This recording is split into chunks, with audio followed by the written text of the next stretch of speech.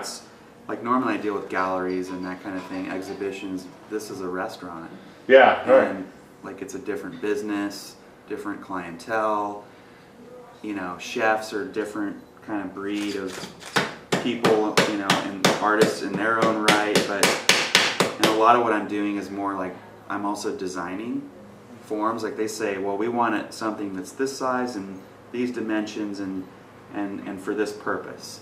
And they're really, in a lot of ways, deferring to me to interpret that as a designer. The original order was about, well, in total between all the orders now, it's around 500, and mine's maybe half of my other partner. So it's in total, like just to open the restaurant, it's a couple thousand pieces.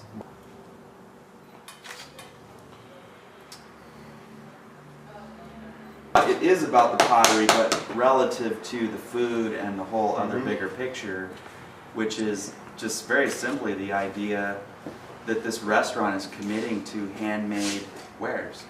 And so one element of that is this feeling of you know, the handmade wares are, each piece is unique, you know, it's not like this, and so is each dish.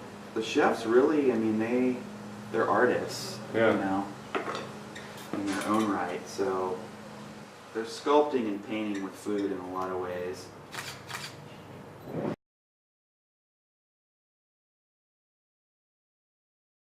All the orders that we've had first have to be prototyped, and so they would say, well, we want, you know, this, this, and this, or something like it. And then I go make it, and they wanted a certain size, so I have to make it bigger to shrink to that size and do all these calculations.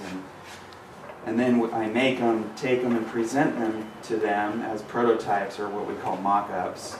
They put our stuff through like really rigorous tests. I mean, really crazy. Like, I can't even believe our stuff made it through it. They want everything at the restaurant has to be dead flat. They test all of our pieces when we deliver them on a slab of granite. Because the tabletops that they're doing now are all solid walnut. Right. They're beautiful, but they're not using tablecloths. So there's the tablecloth normally is a little buffer between those little minor wobbles and things. So I mean, when they're sitting there testing my stuff, I mean, they're literally like, you know, they're like, ding, ding, ding, ding, oh, that's not going to work, you know. And so we're having to grind and make things flat. And handmade stuff, it's like, it's crazy in a way, like, but we've been able to do it, and the learning curve, like for us, has been pretty crazy. Okay.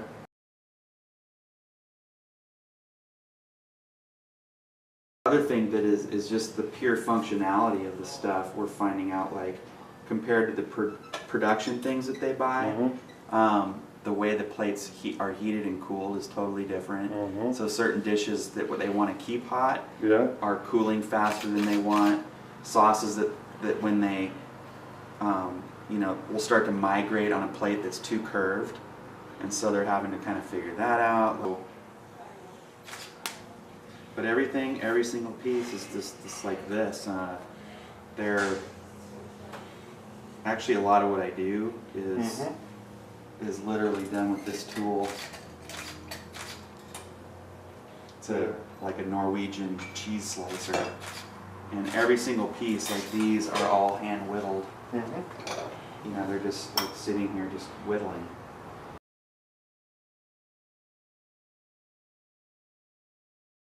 It's not like in a gallery where you put your work in a gallery, which is kind of more like consignment almost. It sells when someone comes in to buy it, but otherwise it sits there. And so this is just a totally different thing, you know. And this one has like really real deadlines, and you're working with multiple people, like chefs and other people that all have some say in it, and it's a business, you know. And in a sense, it's kind of like a gallery, but it's like a continuous exhibition of my work, but in a restaurant, which is really cool.